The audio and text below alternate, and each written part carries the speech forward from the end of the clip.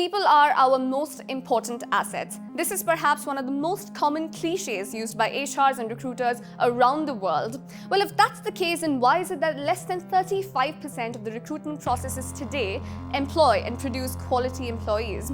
Well, welcome to the first ever episode of ABTV's Crossfire Debate, and today we will be discussing the UAE's recruitment practices.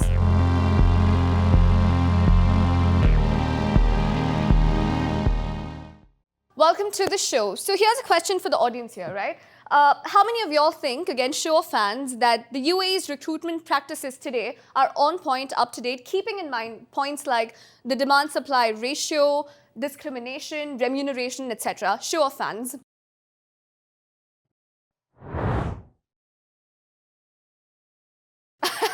No one. That's going to be easy for me. That's quite interesting. So now, at the end of the show, after the debate, I'm going to ask you this question one more time to see if Luke has managed to change our minds here. No pressure, but thank you so much for joining us here. In the studios right now, we have Luke Tapp from Pinsent Masons, who thinks that the UAE's recruitment practices are on point. And then we have Kamal Al Samarrai from Dawaam, which is an online recruitment agency, and he thinks that there needs to be a lot done to improve how recruitment takes place here today. Luke, I'm going to start with you, and I'm just going to go a little off topic here. So recently, the DIFC employment laws were introduced, and the amendments were introduced, and one of the key elements there was the anti-discrimination practices and the laws. Can you tell us more about that?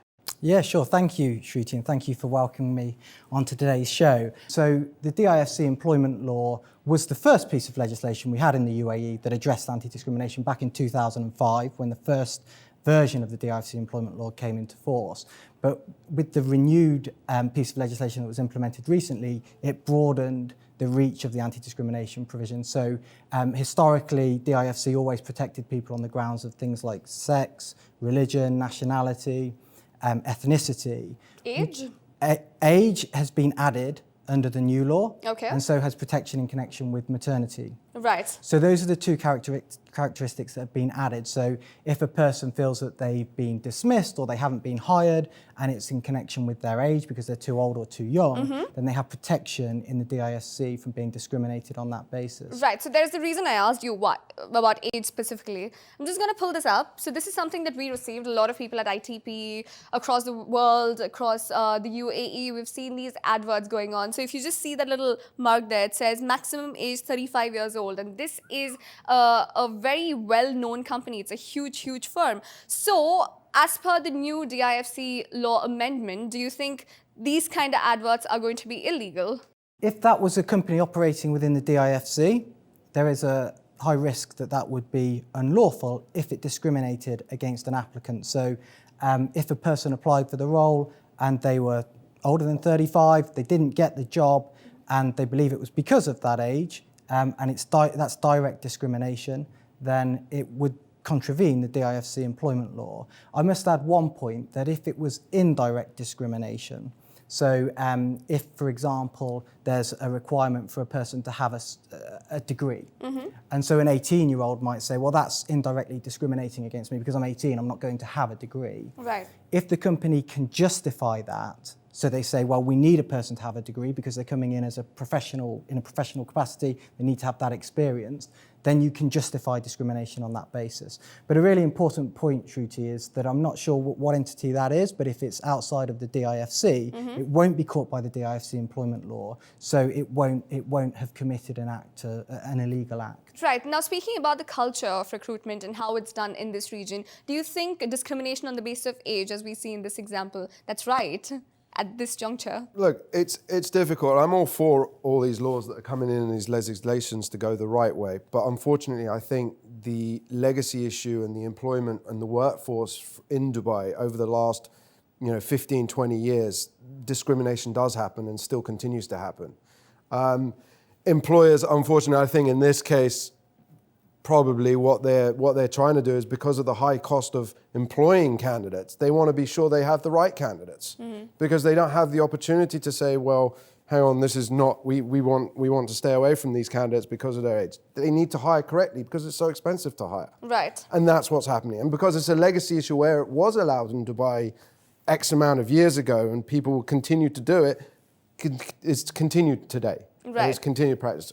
I'm all for legislation to get this right and to sort this out, but it's going to take a long time, especially outside of the DIFC, to make it happen. Right. So now, just on the lines of the same conversation we are having about discrimination, what is it that you think about the nationalization policies that we have in this region? And I am talking about Emiratisation, Saudization, Omanization, etc. So does that also happen in the same conversation as we talk about discrimination and anti-discriminatory laws?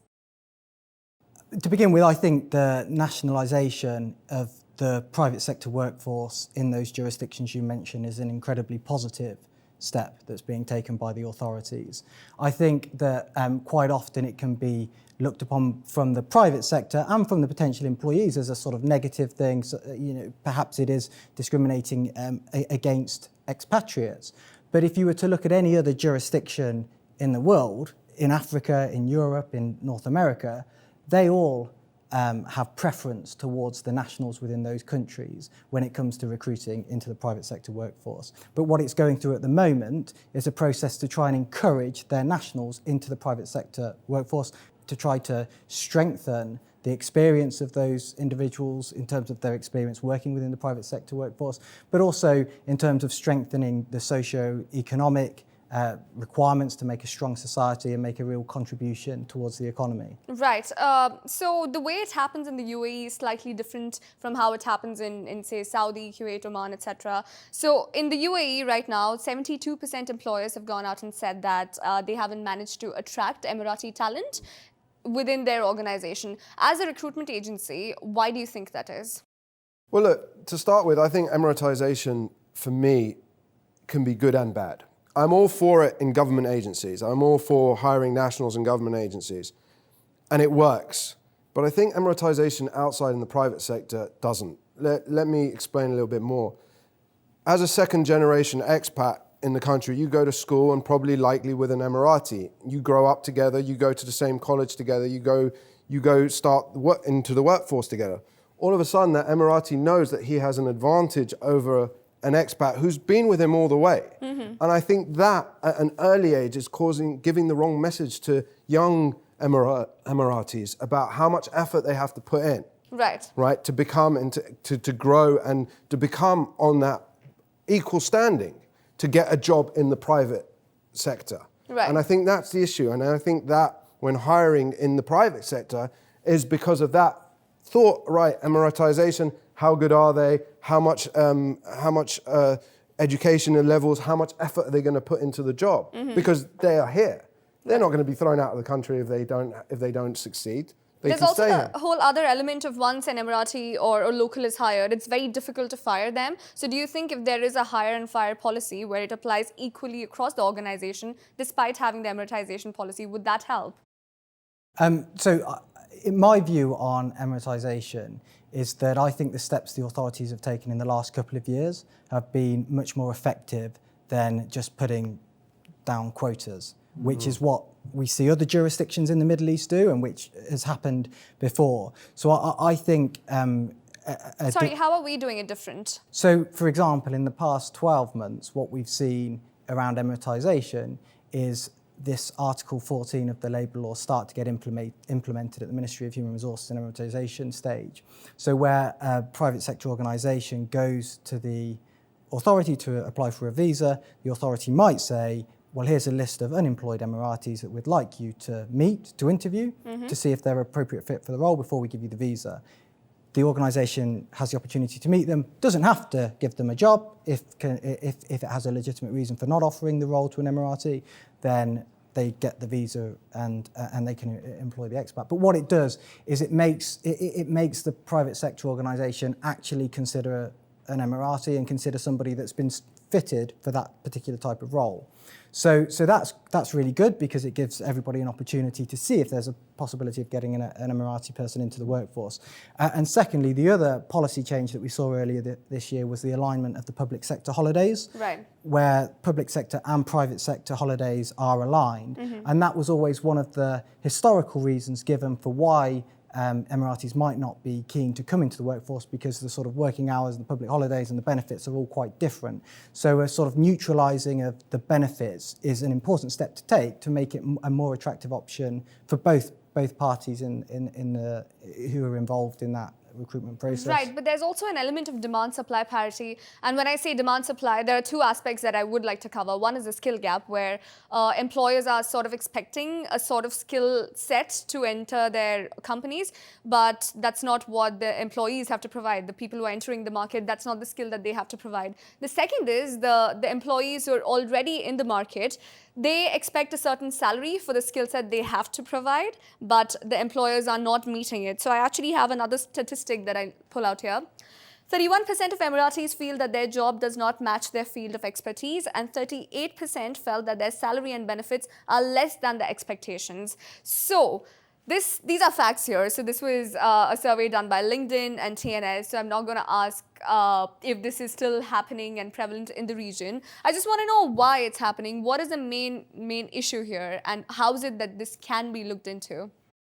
I would say in relation to the first statistic there, that has to be influenced by the quotas that we were talking about, because if you're a company and you have to recruit a certain number of nationals, then you'll just be putting them into any position, and you will result in the situation where people don't match the correct skill set. Right. The second statistic there, 38% is low.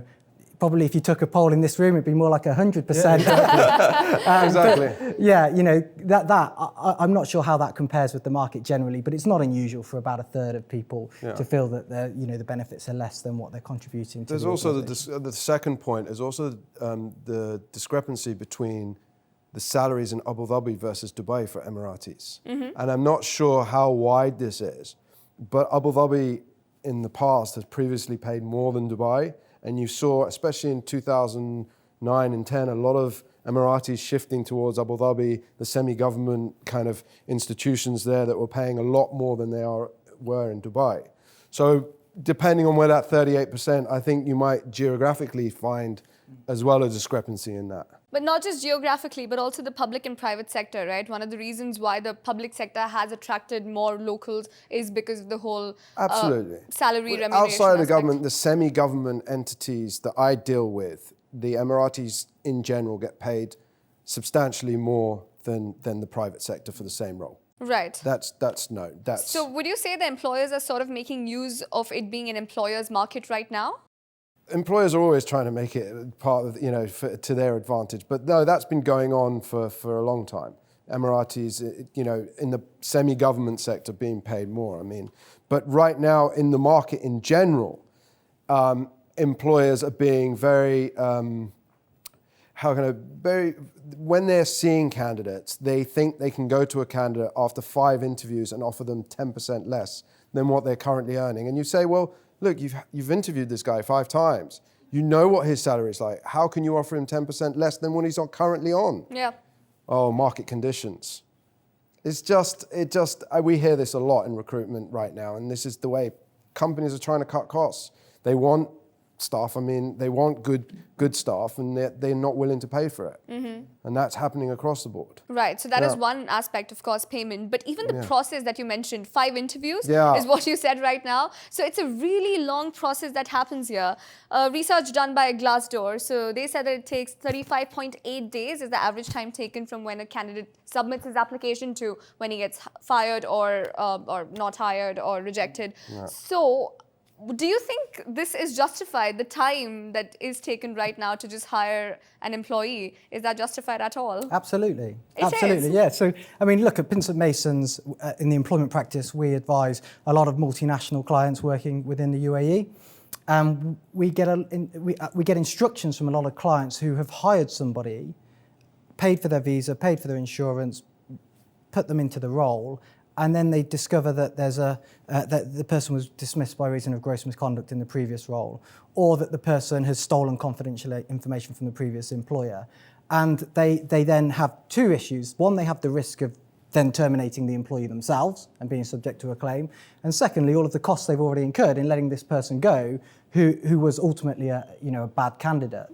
And I think if they took just over a month to go through the references, to have a couple of interviews, to get to know the person better, then they're not going to make those many that number of mistakes, and they're going to have a much better recruitment process, which has a lot more integrity to it. So I think 35.8 days as an average is not a bad average. I think it's reasonable, and I think it's important for companies in the UAE to make sure they're getting the right candidates in for the right role. Right, Kamal, do you agree that 35.8 days? If 35.8 days was the average time it took to get an offer letter, I'd be a very rich man. I very rarely see anything close to that. I mean, in general here, the average time from start to finish to get an employee is probably around 3 months. Oh, wow. I think. It's just, the times, it's from when a job post goes out to when the first round happens, the second round, the third round, usually probably some holiday in between where everything shuts down for a week. It just slows it all down. I've never, in my 8 years of recruitment, 35 would be really good, to be honest. But do you agree that the time taken, 3 months, if that's what you think, Look, is I justified? think look, they should definitely do the practice properly, as Luke says. I think going through the process and doing that, but that's not my issue. My issue is the number of interviews that happened and the time between them internally before they've started going out and doing all the checks and everything. They can't even get to the application where you have a rejection or an offer. Right. It's just like, come in, let's meet the HR manager, and then inshallah in a week we'll meet the line manager, and then a week later we'll meet the CEO, and then we'll go back to the HR manager. But I think this all stems from what Luke was saying, the cost of hiring an employer. So right now, no one wants to make a mistake. No one can afford to make a mistake anymore. So you have to take the process, slow down. No one wants to take that decision, yes, we'll take this candidate. Everyone wants to double check. Oh, look, we all agreed. So if it doesn't go right, there isn't one person to blame. Right. You can say it was HR's fault. No, it was the CEO's fault. No, it was the line manager's fault. So this is the process here because of the expense of hiring an employer. Right. So you're talking about the long process that happens, but do you also use automated candidate sourcing? Is that one of the tools you use here in the region? Everyone does. I mean, I think automated candidate sourcing, but that's not, you can get candidates, you could give me a job today and I could have 10 candidates for you tomorrow that's suited for the job. That's not a problem. Candidates are not an issue right now. It's closing a role that's the problem. Right. Yeah. Right. So what would be the solution to this problem then for the slow recruitment process that takes place here? Because of course there's that one aspect that Luke just mentioned that, you need to be able to trust the candidate. And then it's just taking too much time that the candidates and the employees are just sitting there waiting for the jobs. Absolutely. So what is the solution? Well, ultimately, Shruti, I don't think this is an issue with the legislative position that the UAE has on recruitment. I think it's got a really good position in terms of recruitment. Being able to get a visa for an expat national within about 2 weeks of making an application in the onshore jurisdiction can be as little as a week in the free zones is incredibly fast when you compare that with other jurisdictions in terms of getting visa for non-nationals. But I also think it's a quirk of the jurisdiction as well. So as an international law firm, when we're making a senior recruit into Pinsent Masons, as Kamal says, it's not just a partner from Pinsent Masons Dubai who meets the person, it's somebody back in the head office in the UK who will be meeting the candidate, and there'll probably be a third interview as well, because we have to make sure they're the right fit for the culture of the firm across our global network. And it's just the nature of the recruitment over here. If we were working in a jurisdiction where 90% of the companies were just local companies, then it would probably be a slightly quicker process. But I think it's something to celebrate in terms of the diversity of the organisations that operate here. Great. So I'm just going to end with this last stat that we have, ending on a positive note, or I hope it is a positive note. 42% jump in online job postings in the first quarter of this year compared to last year. Is this really good news? I know there are job postings, there are job advertisements, but then how many of these jobs are actually being filled? Yeah. And how many of these are actually true for that matter? What do you think, Luke? All I can say in my experience, leading our Middle East employment practice is that we advise clients on recruitments, we advise clients on dismissals and redundancy procedures as well. And so when companies are under pressure, they're going through redundancy procedures, they're making cuts. And I would say that this year, the market has stabilised. We're seeing less of those big sort of heavy redundancy procedures. And we are seeing recruitments. I mean, we're seeing recruitments in certain discrete sectors. We're seeing recruitments in other jurisdictions in the Middle East as well. I'm not sure 42% seems quite high compared with 2018. But yeah, I think the economy is in stable position at the moment. Do you agree? Well, look, I think 2018 is a bad stat because if you remember back to 2018, I think there was zero hiring being done there. So a 42% jump in online job postings doesn't sound too high from where it came from. Out of that, how many are being filled? I mean, I don't deal like Luke with larger, well, we deal with larger clients, but many of these jobs are small little jobs that go on there that, are, as you saw, just kind of admin assistants, I'm sorry to say it, but, these little small jobs that just go on there and not really filled, not really followed up, and they're just there because someone thought, let's do an admin assistant, or let's find a new driver, or where they're not really, no thought process behind the job going online, because you get applicants, but you're never going to fill it. And I think that's why you're seeing so many jobs, because companies are, as Luke said, companies are almost streamlined at the moment, stable. Now, whenever they're looking for a position, they kind of post it out online straight away to see what's out there in the market without actually going through all the way to the hire But there's also this entire practice of upscaling, right? Where the job position is being filled internally by the organization itself and people aren't being hired externally. Yeah. But that still goes that's part of there, yeah, exactly. And I think that's part of the process. But, that's more of a multinational where they have to do that as part of their process, compliance and ethics process, where they have to put it outside, but they know they're going to hire someone inside. Right. But in general, what I think that is, these roles, is there are a lot of people that go out there and post jobs just because it's like, right, we need this position, an assistant or a driver, without really wanting to hire for that position. Right. Thanks so much for those insights. Unfortunately, we're running short of time, but we do have time for the audience Q&A here. So does anybody have any questions for our speakers? Sure, Stephen. So, hi, my name's Steve. I'm with Middlesex University in Dubai. We have a lot of graduates who come out of our university straight into internships. And those internships are either free, more or less, or very, very low paid, 6-month spells with no guarantee of work afterwards. Absolutely. And also the student is supposed to sign a contract for that, so that they will spend the full 6 months there. Yeah. Is there regulations about that in DIFC that might protect our students and encourage them, to gain some value straight away? Or is this a practice just seemingly to help reduce the employee costs and keep the business running? Yeah, if I could pick that up. So in terms of the legislation around students working on internships, the DIFC new law does introduce the concept of a secondment into the DIFC, but that's more a situation where a person's already working for another company and then seconded into a DIFC entity.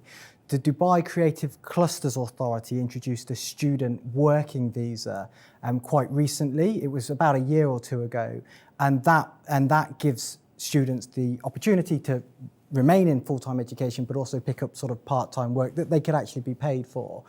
So there is some legislation around it. It's moved forward in the last couple of years, but it isn't fully regulated across the whole of the UAE. What I would say about internships, though, is that they're used in other jurisdictions as well. They're used in the UK, the US. They're incredibly valuable to people who are just coming out of formal education to get some work experience before they get into a full-time role. I mean, at Pinsent Masons, we have internship programs, and we actually work with the Middlesex University. Are these internships paid for? They're only a couple of weeks, actually, and they're during the term holidays.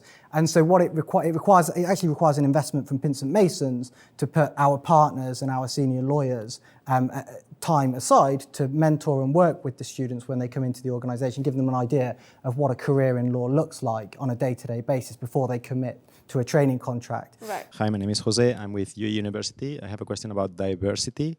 As you know, in the USA, there's a big push for diversity. Many companies have created a chief diversity officer. So I would like to ask you, any of you, what is the situation here? Yeah, if I could. Yeah, you're the expert at that. I actually am the head of diversity and inclusion for Pinsent Masons in the Middle East. So I was given that role when we created the position for the Middle East offices. I think it's extremely important, and I think what we see is that clients in the Middle East are becoming more and more in tune and proactive about creating these D&I initiatives within their Middle East organisations. When I first came to the UAE 7 years ago, what organisations were doing in Dubai was very different to what they were doing in the UK. You know, there was no D&I chief officer, there was no D&I committee. But I think with the younger generation becoming more influential within the UAE, within the region, and pushing those types of topics, that it's an important thing that organisations have to demonstrate they have in order to attract talent, retain talent, and also demonstrate in the community what steps they're doing to create an inclusive and equal workforce. Right, so the answer to that is yes, there is something being done. Hi, my name is Abid Thomas. I work for a company called Takif. It is basically, related to the talent management.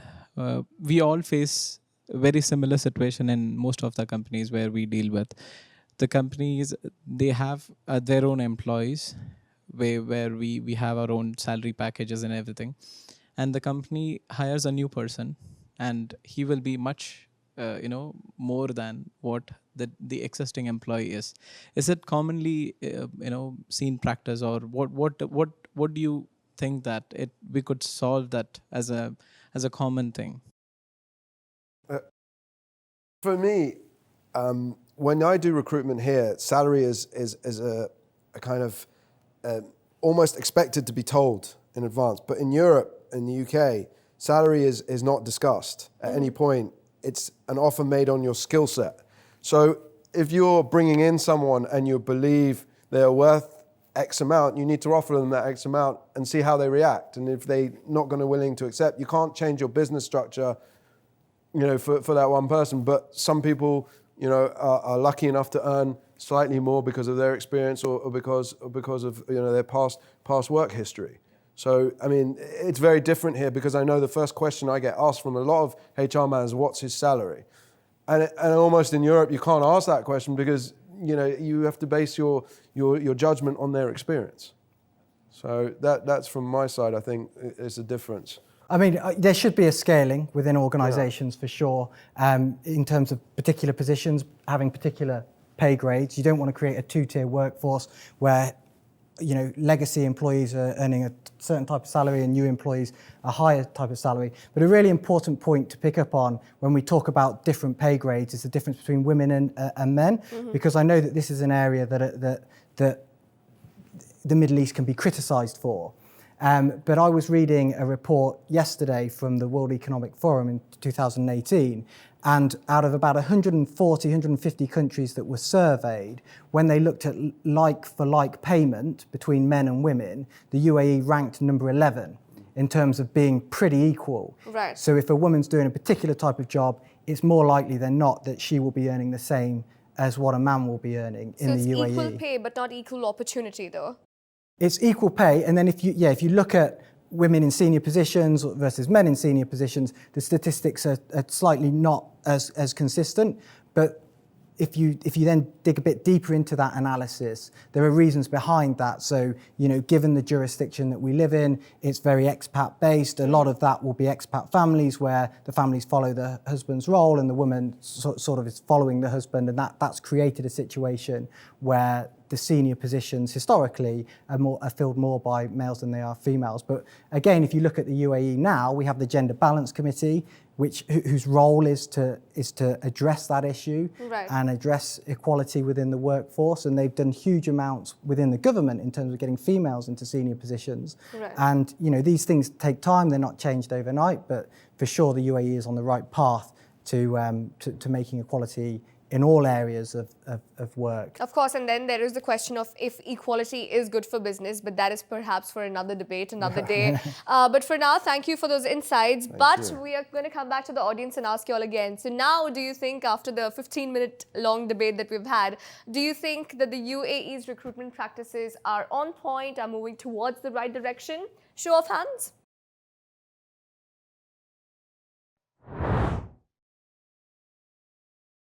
Right, that's 4 people. Well done, Luke. You've managed to convert 4 people's views today. 4 people I owe a drink for.